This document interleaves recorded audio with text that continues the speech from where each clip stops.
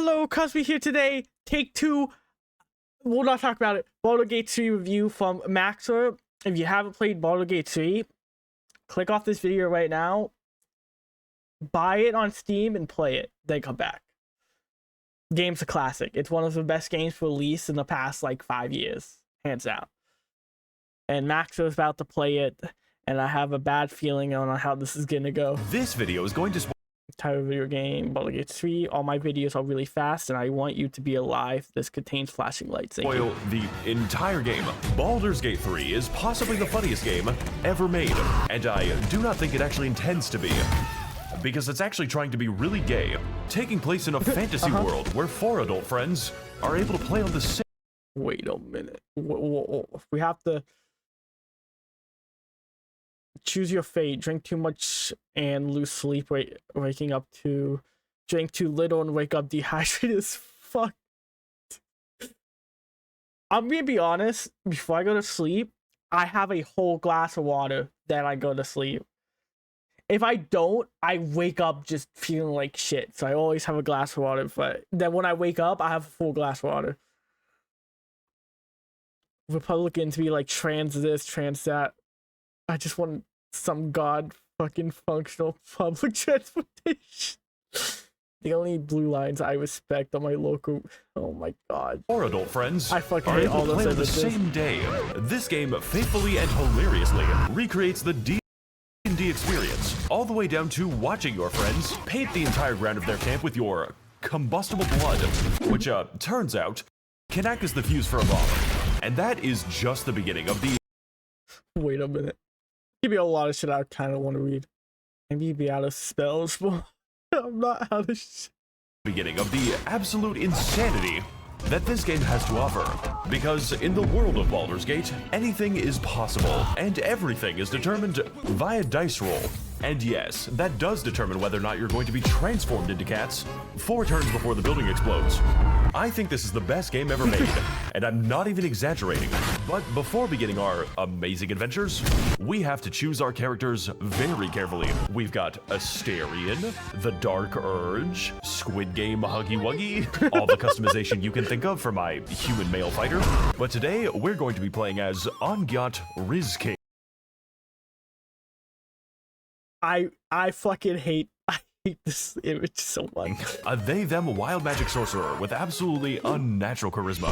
Charisma so powerful that I convinced the boss to kill his minions, to kill his dog, to kill himself, then convinced him to join me against the forces of Satan 30 hours after I sent him to hell. Coincidentally, Ongyat Rizking is not a smart man. My playthrough was classified as morally ambiguous because I usually did the right thing very badly. You're probably wondering right about now, Mac0r, why are you speaking to a sentient rat in hell? That is a good question with a very bad answer. I thought it would be really funny to sell my soul to Lucifer and then break into his house, kill his incubus that he uses to have sex with himself, steal my soul back along with everything worth money, which is the real reason that I'm here, make a break for it just in time to get caught and be forced to kill Satan, who by the way has 666 HP and sings about how he's going to kill you like a Disney villain. Was this the ethical course of action? No, it is true. It's a Disney fight. Maybe, but Wait a minute. You're so bad.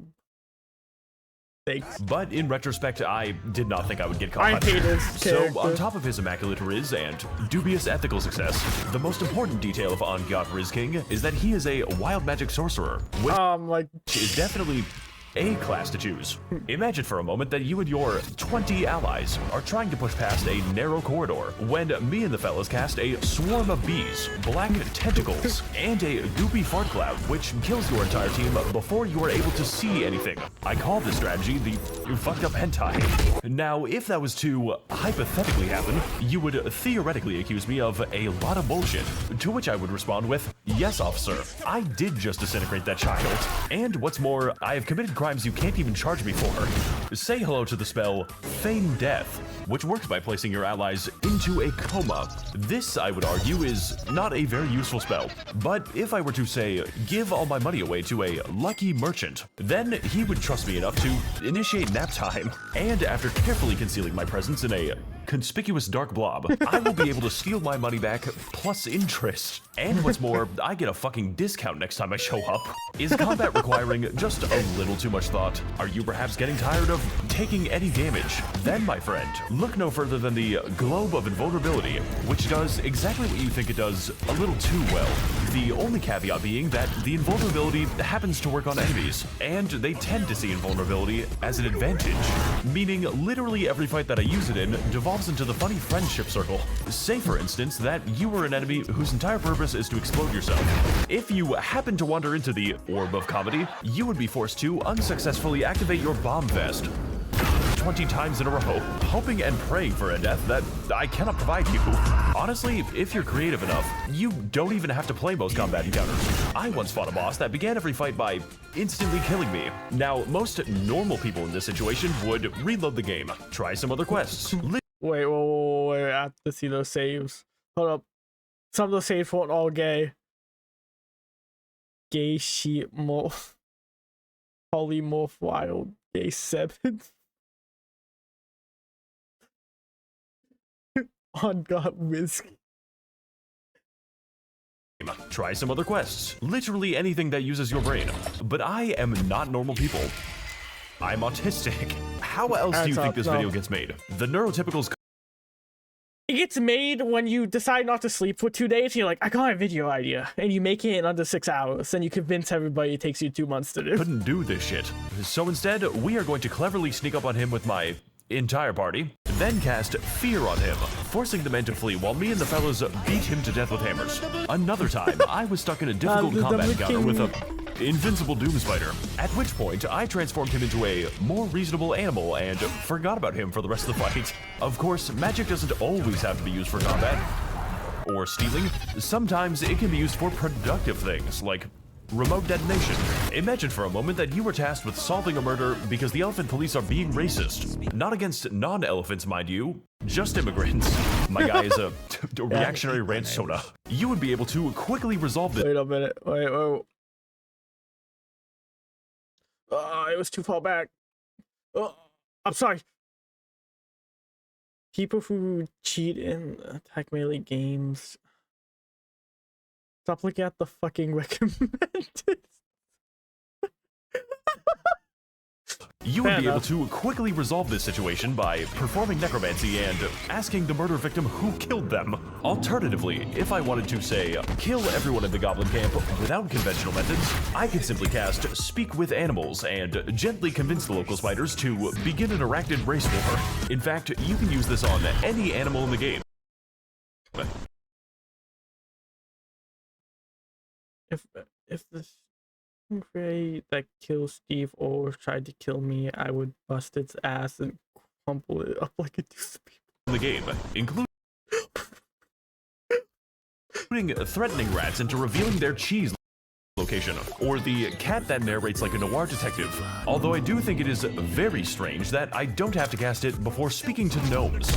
But honestly, out of all the magical items you can obtain in this game, my favorite was definitely the Gamer Sups energy drinks, because it gives my character enough energy to leap 50 feet through the air and take extra actions per turn. It gets mailed to you as this cool alchemy powder so you can save on gold and craft it into useful consumables. Gamer Sups has all kinds of cool spells like Grandpa's Ashes, Guacamole Gamer Fart 9000, and my personal favorite, Lean. These are actual flavor names. We're also working on getting you guys an official Mac0r cup. This is not the official Mac0r cup. I would put boobs on it. But if you want other cups with boobs on them, you can find the shop for them here in Description Alley, right next to the subscribe store. And use code Mac0r for 10% off all spells. I am not responsible for what comes after. See, that's what he's talking about. Spread your ass open, dude. You can do the rump shaker, huh? Dude, this car kicks ass, and I can watch Madagascar while I'm driving. Ass. Jesus fucking Christ. Just saw a wizarding duel outside Walgreens. One wizard cast a bullet at the other and stole his magical herbs. Turns out Gale wasn't actually a crip. Or maybe now he is. Wizarding life truly is amazing out here in Pennsylvania. Because when you join the Wild Magic... Look, Pennsylvania's not even that bad. gang, you aren't just making a character. You're making a mistake. Wild magic sorcerers have a random chance to select an effect from a list of 100. As long as you install the mod that adds 80. Every spell my character cast was a guarantee that something will happen, and whether or not I wanted that to happen is a different story entirely. Consider the scenario that you and your heroic party are desperately trying to escape an underwater prison. And no, this time it wasn't for bestiality. It was for hate crimes. You have 5 turns to escape before your character reenacts the Titanic. This is when you make the critical mistake of casting a spell, which triggers the random effect of lock all doors, magically transforming this exploding prison into an exploding coffin.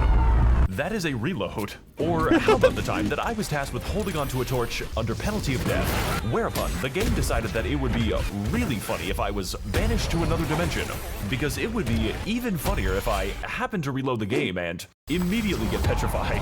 Okay, look, I am exaggerating a little bit here. After all, the chances of you transforming into an ovine on your 3rd try would be pretty low. Of course, wild magic doesn't always have to ruin the game. Sometimes it can do really helpful things, like permanently inflict my character with the clown curse, which is, by every metric, an objective up. Wait a minute, what does it? Is that why he's kicked? Clown curse for it. Your course to become a clown, you gain +1 charisma up to 20. You know what? Not a bad course. An objective upgrade. I had an Wait. What was that top text? The Gat Riz King calling out to God to finally fucking kill him. I had an emotional Nobody cutscene answered. after I got this, and I'm sure it made everyone feel better. Here we have the fight with the giant robot, where I accidentally transformed myself into a cheese wheel. This gives us all kinds of new abilities, like cheesy smell, which would be really good if, the robots could smell. Now, due to the obvious limitations of my class, Baldur's Gate 3 provides a myriad of options for customization, leveling, and companions, who, by the way, can be respec'd into any other class, making strategies like the 4-man gambling squad and Jurassic Park completely possible, but not exactly viable. Personally, I find it completely bullshit that I do not get an intimidation bonus for walking into the bank with 3 fucking velociraptors. Like, do you see this very often? So, to get at the true heart of the Baldur's Gate 3 experience, we have to make some friends. And Wait. Me when I killed the stupid fucking knife aimed elf shit. I'm a little lazy as a worst joke. and eventually have sex with most of them. Honestly, it's pretty easy to forget that this game has combat. Personally, though, I didn't get with any of them. Mostly because I can't show it, but also because I was interested in a more acquired taste. That's right, baby. Gay sex with Squidward. I always dreamed of touching those Squidward tentacles as I played his clarinet. Also, if you I fucking hate that. I hate that sentence so much. I hate the image. I hate it all. don't have sex with anyone human, the camp skeleton just insults you for having no bitches. And thus thou art alone. Shadowheart. Wait, I need to hear that again. Bro just got made fun of for not having You for having no bitches. bitches. And thus thou art alone. Shadowheart, more affectionately referred to as Shart, is a cleric of Shar that I spent the entire game gaslighting into a religious fundamentalist. Then, as soon as that became slightly inconvenient, beat her to death with my entire party so badly that I could not revive the body for round 2. Now, Shadowheart could have survived if I actually trusted her, but unfortunately, she is a white woman. And I Can I? Oh my god. don't trust those. Gale is an aggressively bisexual wizard with a Wait, is that just another fucking? I might be. Yeah. nuclear bomb inside of his chest. And, it wants me to feed it boots. Now, Gale claims this is because of his relationship with an actual goddess, but I don't believe him. Not because that's completely insane, but because I've seen how Gale behaves around me. This motherfucker is gay. And since I've covered all this game's wacky and funny spells, I decided that I was going to respec Gale into a barbarian and give him a gun. This wizard may be out of spells, but he is not out of shadows. Will is a daring and noble warlock who is constantly told what to do and treated like a dog by a demon girl. So I don't understand why he doesn't enjoy that. This game's writing is unrealistic. Lae'zel is a Githyanki fighter who, within 3 seconds of speaking to her, made me decide that yes, I am going to do a racist character today. And over the course of our adventure, Lae'zel surprised and shocked me by never failing to prove my racism correct. Asterion is a... Sorry, I forgot I installed that mod. Asterion is a devilishly handsome rogue that specializes in giving enemies the devious backshots. This is mostly because Asterion happens to be a literal vampire, which becomes relevant when I sacrifice 7,000 children to him to create the ultimate life form. I promise the scene isn't gay. Unfortunately, this did basically nothing, as Asterion proceeded to walk down the hall and get his ass beat to death with hammers, because out of all the abilities our sacrifice could have given us, Asterion had graciously received the power to continue being useless. Though, to be fair to Asterion, no ultimate vampire twink is going to kill 5 full-blood Texans on their 5th level. And Karlach is a very hot barbarian that I use throughout the game as a punching bag. One time, Karlach got so mad that she randomly destroyed every box in a 10-meter radius, repeatedly setting the entire party on fire until we fucking died. It was at this moment I decided that Karlach was going to be the one to disarm every trap in the game for me. Make sure to grab the treasures, Karlach. With our powers combined, we are the world's shittiest polycule. We're having so much fun without Shadowheart. So, as the world's shittiest polycule, it naturally falls to us to combat the forces of Big Straight and stop the Squidward ethno-state. Mostly by accident, because if there's one thing that motivates me more than protecting my potential investments, it is... Wait a minute. My face when I read the free market for... What? Oh, okay, no, yeah, no, it is stealing from them. Yes, sir, it is certainly bad if the only bank in the city gets robbed. But don't worry, I've conducted a thorough investigation in my camp, and I have found no evidence of wrongdoing. Quests in Baldur's Gate 3 are, for lack of a better term, fucking insane, both in their scope and in content.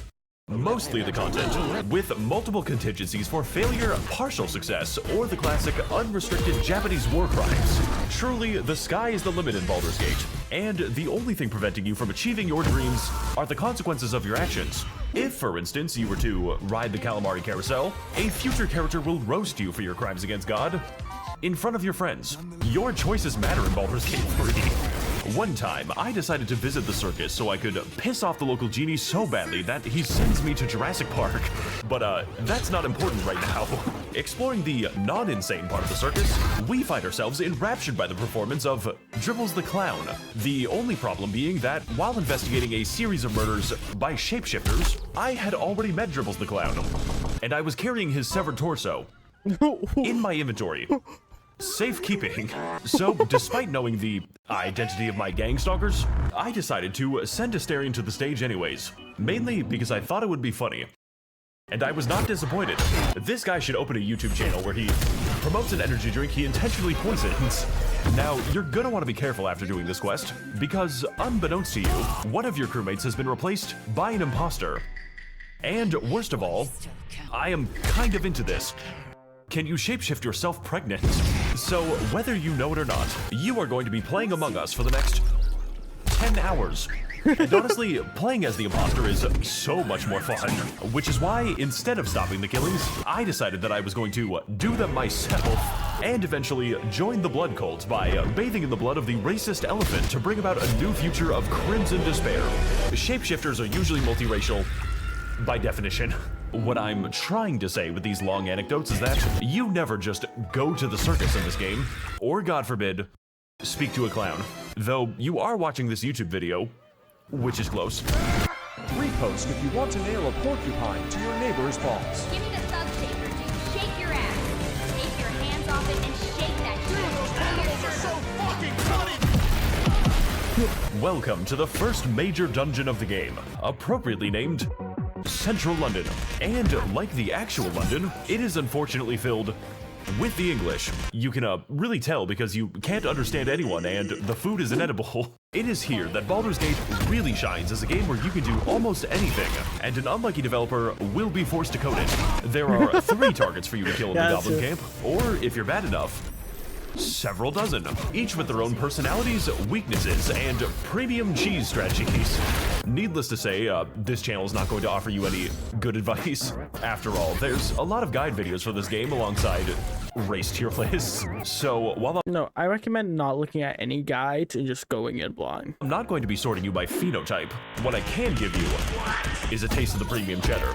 Okay, so you're gonna want to start out by going invisible and placing a wyvern toxin into the Kool-Aid. Then lead a toast by declaring that we are going to drink until we die.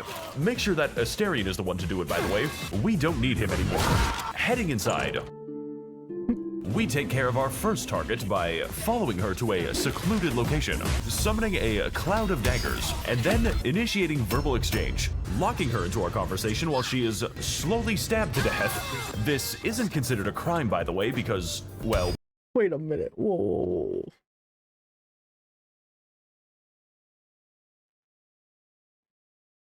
Can pickpocket or go back from me after resurrecting always morally correct. I actually don't. The way, because, well, they can just walk out. Just don't hit a piece of wood while you're doing that, because then you're not going to be killed for assault. You're going to be killed for destruction of property. The next trick we're going to do is called Minthara's Skip, because we are going to be summoning a random spectator to skip to the end of Minthara's life. Just pray to God that she doesn't go down easily, because the spectator certainly won't. Finally, we have our third target, Dror Razglin, who is slightly hard to kill the conventional way. So instead of that, we're going to do something significantly harder. I know, really original strategy, Max. Animals are so fucking funny, they make me want to... Welcome to the Underdark, home of the, spectator boss fight. Because yes, in addition to having a giant underground area filled with interesting flora and fauna, Baldur's Gate 3 dares... What? The too many images. Nope. Progress. Map the signs carefully, placing an empty crate for me to... Dying in combat, dying by getting kicked to push, dying by clicking a new spell without reading. If you're so powerful, why don't you do it? He dares to ask the question of, what if people in the Underdark had a different skin color to me? And completely unrelated to that, what if there was a lot of slavery? Because it is this very slavery that we are going to take advantage of. Immediately upon entering the world's basement, you're gonna want to head over to the Mushroom Kingdom. And you're gonna get a letter telling you that the princess is now a permanent guest at one of Bowser's 7 Koopa hotels. Talking to the giant mushroom, you're gonna have to explain to him how reanimating the bodies of dead velociraptors is technically not a war crime. But what I'm going to use them for is definitely a war crime. And after playing a game of Pokemon with the corpses that your enemies reanimated, we steal their boats and progress down the river towards the Iron Fortress of Grimforge. This place fucking sucks dick. I'm gonna kill myself. Welcome to Grimforge, home to many different kinds of people, whether they're enslaved or enslaving. You really only have 2 options here in the Grimforge. Eavesdropping in on the local Minecraft Let's Play. We overhear rumors of an ancient and powerful explosive, which will purchase my child labor at least 30 minutes of Roblox time. And after gently ascertaining the location from their bodies, we carefully confiscate the nuclear weapon using a refined negotiation tactic where I lie to them. Now equipped with the most powerful bomb in the game. Wait, hold up. I don't remember this item.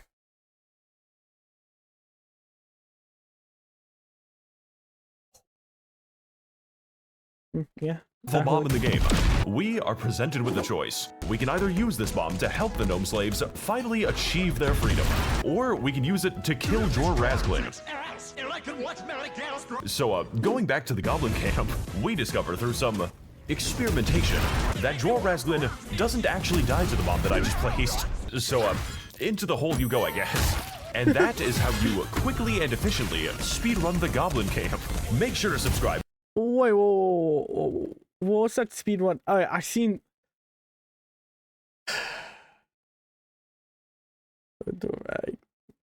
Enter the underdog slave. I just love how it's just a British flag. Life of agony, the whole holy life. Okay. Make sure to subscribe for more convenient time saves. Peter, what are you doing? What the fuck? Okay, so the point I'm trying to get across, really badly, is that this game is utterly massive, and it absolutely does not stop you from destroying it. Because in Baldur's Gate 3, every single mistake you can possibly make is going to come up again. And most of the time, it is in the form of racial conflict. For instance, do you want to be a good Samaritan and free the Deep Gnomes from their unjust imprisonment? Well, congratulations. You just happened to free the Deep Gnome clan's Grand Wizard. Hope you're ready for a race war in 20 hours. Because if you happen to misplace a certain bomb, then he's going to happen to make Hiroshima look like a fucking joke. Personally, this kind of stuff is the funniest shit I've ever seen. Not the racism part, although that is still funny, but rather the simple joy of knowing that your save file has probably already been destroyed without you even knowing it. Since beginning the long process of making this video, I have made a multiplayer warlock named Grizzly Bear, alongside my Oh friends my God. Reese and Nomer Simpson. And after playing for approximately 10 minutes, I can confirm that my first character inadvertently killed almost everyone he spoke to, and about half the time, the reverse was true. A good example of this is the time that I just so happened to wander my character into a literal god, who then offered me a pivotal and important quest, prompting me to raise the reasonable inquiry that if she was a god, surely she would be able to kill anyone she wanted. She responded by fucking vaporizing me. Overall, this is, in every sense of the word, a role-playing game, provided, of course, you want to roleplay as a dumbass murder goblin. Otherwise, why do you even play video games?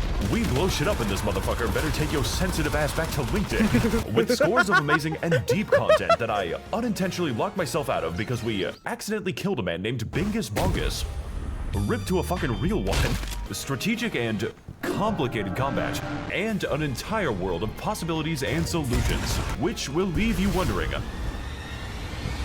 how the fuck am I allowed to do this?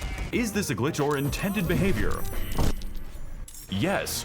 So, while I didn't get to cover everything since, I'm only human, you can trust me when I say that there is something in this game for everybody. 10 out of 10. Would unleash Gnome Hitler again. For me though, I would like to thank all of my amazing patrons, using and sacrificing their funding for only the finest of video game content. As always, more deranged gacha game videos to come. I will be sure to spend all of your money very responsibly. Oh yeah, this video is about Baldur's Gate 3. That was amazing. Oh my God. I want to play Baldur's Gate 3 again. I played a lot of it in early access, and I played some of it when it was fully released, but I haven't actually played it. That's the weird part, because I played a lot of early access. Maybe I'll start streaming it. Well, I'll see you in the next one. I don't know what that's going to be. I'll figure it out.